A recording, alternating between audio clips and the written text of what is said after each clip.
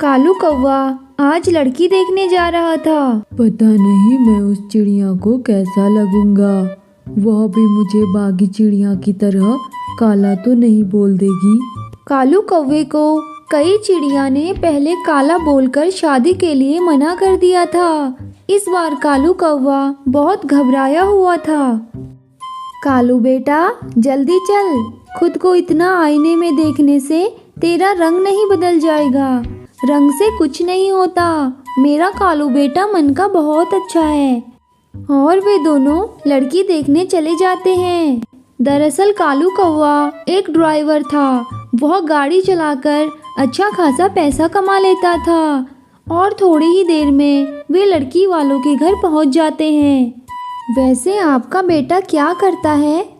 मेरा बेटा एक ड्राइवर है। गाड़ी चलाकर इतना पैसा कमा लेता है कि ज़रूरतें सारी पूरी हो जाती हैं। किसी चीज़ की कोई कमी नहीं रहती। मेरा बेटा रंग का काला है पर यह दिल का बहुत अच्छा है। वैसे आपके बेटे के रंग से हमें कोई परेशानी नहीं है, पर हमारी बेटी का ध्यान रखने वाला होना चाहिए और हमें ये रिश्ता पसंद है। जल्दी ही हम एक अच्छी सी तारीख निकालकर इन दोनों की शादी करा देते हैं। हाँ नंदी बहन, हमें भी आपकी बेटी बहुत पसंद है। हम अपनी बहू को ले जाने जल्दी ही आएंगे। और वे दोनों वहाँ से घर की ओर को चले जाते हैं। और इधर रूपा चिड़िया को वह कौवा बिल्कुल भी पसंद नहीं था। आपने ऐसे कैसे हाँ कर दिया? आपने देखा उस कौवे को? कहाँ मैं इतनी खूबसूरत और कहाँ वो काले रंग वाला कौवा। बेटी तू अकल से अभी भी बहुत छोटी है। अब मुझे तेरी कोई भी राय नहीं चाहिए। तेरी शादी कालू कौवे से ही होगी। और कुछ ही दिनों में कालू की शादी रूपा चिड़िया के साथ हो जाती है। एक दिन कालू की माँ रूपा के कमरे में जाती है तो रूपा वहाँ मेकअप कर रही थी। क्या बात है बहू, बड़ी खूबसूरत लग रही है। हाँ माँ जी, अब खूबसूरत हो तो लगूंगी ही ना। अच्छा बहू, मैं कह रही थी कि तुम दोनों कहीं घूम आओ। हाँ माँ जी, मुझे तो घूमना बहुत पसंद है। और देखो मैं तो तैयार भी हूँ। और इतने में कालू कौवा भी वहाँ आ जाता है। कालू जी, हम लोग घूमने जा रहे हैं।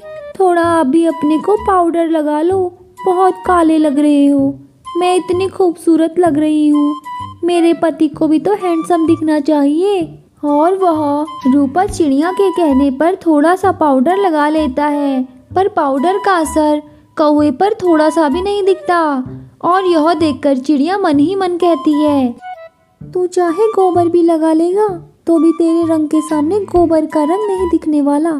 और वे लोग घूमने को चले जाते हैं। रास्ते में उन्हें रूपा की सहेली मिल जाती है। अरे रूपा, तूने शादी कर ली, बताया भी नहीं। और ये तेरा पति है? नहीं, ये वो क्या कर रही है? ये कालू कौवा ही मिला था क्या तुझे शादी करने को? बेचारी। यह सुनकर रूपा चिड़िया घर की ओर को लौट जाती है। एक दिन रूपा चिड़िया कालू कौवे से कहती है, कालू जी, मुझे पैसे चाहिए।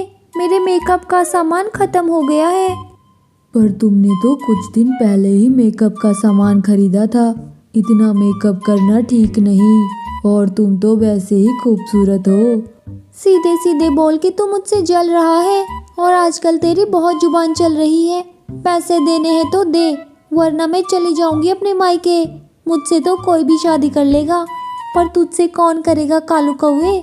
इसी तरह रूपा चिड़िया कालू की कमजोरी का फायदा उठाने लगी थी। कालू कौवे की माँ भी रूपा चिड़िया की हरकतों से परेशान हो गई थी। कालू बेटा, तू ये बहू को इतना पैसा क्यों दे रहा है? इतना फिजूल का पैसा खर्च करना ठीक नहीं है। तू उसका पति है, उसको समझाता क्यों नहीं? माँ, मैं उसे समझाने की कोशिश तो करता हूँ, पर वो घर छोड़ने की बात करती है। वह तो मुझे कुछ समझती ही नहीं है। इसी तरह दिन बीतते रहे।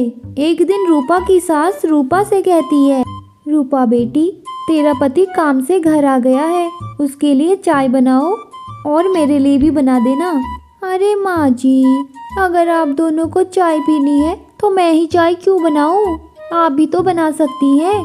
आपके भी तो हाथ पैर अभी सही सलामत है।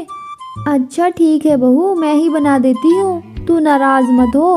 और तू भी पिएगी? क्यों माँ जी, मेरे मुंह में ताला थोड़ी लगा है जो मैं नहीं पीऊंगी।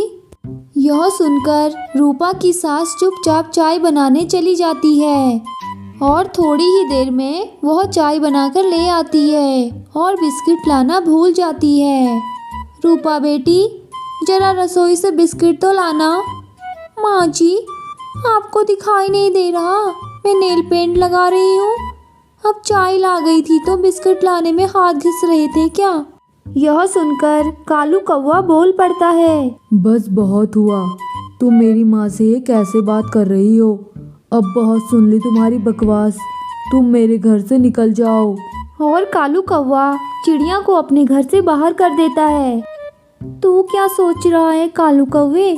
तू मुझे घर से निकाल देगा तो क्या मैं रास्ते पर आ जाऊंगी? मेरे पास है एक घर और है। और रूपा चिड़िया वहाँ से अपने मायके की ओर को चली जाती है। बेटी, जरूर तूने ही कुछ गलती की होगी, वरना वे ऐसे ही तुझे घर से नहीं निकाल सकते। और शादी के बाद तुम्हारा असली घर तुम्हारा ससुराल है। मैं तुझे यहाँ अपने घर में नहीं रख सकती। तू मुझे माफ़ कर दे बेटी, तू जा यहाँ से। अपनी माँ को यह बोलता देख वह परेशान हो जाती है। अब मैं कहाँ जाऊँ? कालू कौवे ने भी मुझे घर से निकाल दिया और माँ भी मुझे अंदर नहीं आने दे रही। उसके बाद चिड़िया परेशान होकर इधर उधर भटकने लगती है और भटकते भटकते वह बहुत दूर तक निकल जाती है। तभी कुछ दूर उसे एक घर नजर आता है। वह उस घर की तरफ को जाती है तो वह एक पुराना सा कमजोर सा घर था। उस चिड़िया के सर पर कोई भी छत ना होने के कारण वह उस घर में रहने लगती है और इसी तरह वह अकेले रहकर दिन काटने लगती है। वह चिड़िया अपने गहनों को बेचकर जो पैसा आता था उन पैसों से वह घर का खर्चा चलाती थी और साथ ही मेकअप का सामान खरीदकर मेकअप भी करती थी। अब तक चिड़िया के दिन अकेले ही सही पर अच्छे से बीत रहे थे। एक सुबह चिड़िया जब उठती है तो वह आईने में देखती है कि उसका चेहरा खराब हो गया है और वह पहले की तरह बिल्कुल भी सुंदर नहीं लग रही थी और साथ ही उसका चेहरा काला भी पड़ गया था। अपने आप को बदसूरत देखकर चिड़िया रो पड़ती है। जिस चिड़िया को अपनी खूबसूरती पर कभी घमंड हुआ करता था, अब वह एक बदसूरत बन गई थी। दरअसल केमिकल वाली चीज़ों का ज़्यादा यूज़ करने से उसका चेहरा बिगड़ गया था और जब वह कहीं भी जाती तो ज़्यादातर लोग उससे दूर ही रहते थे। उसका चेहरा खराब हो जाने से सब उसके लिए तरह तरह की बातें सोचते थे। लगता है इसे कोई बीमारी है, इसीलिए इसका चेहरा इतना अजीब लग रहा है। नहीं नहीं, शायद ऐसा नहीं होगा। हो सकता है कि इसका रंग काला हो और इसने अपना रंग गोरा बनाने के लिए गलत चीज़ें चेहरे पर लगा ली होंगी, इसीलिए सुंदर दिखने की बजाय और भी ज़्यादा बदसूरत बन गई है। बेचारी तभी घर से अकेले रहती है, घर वालों ने निकाल दिया होगा शायद। वह जहाँ भी जाती थी कोई ना कोई उसके बारे में कुछ ना कुछ बोल ही देता था और जिस तरह से वह कभी कालू कौवे का मजाक उड़ाया करती थी, आज उससे भी बुरी तरह से उस चिड़िया का मजाक बन रहा था।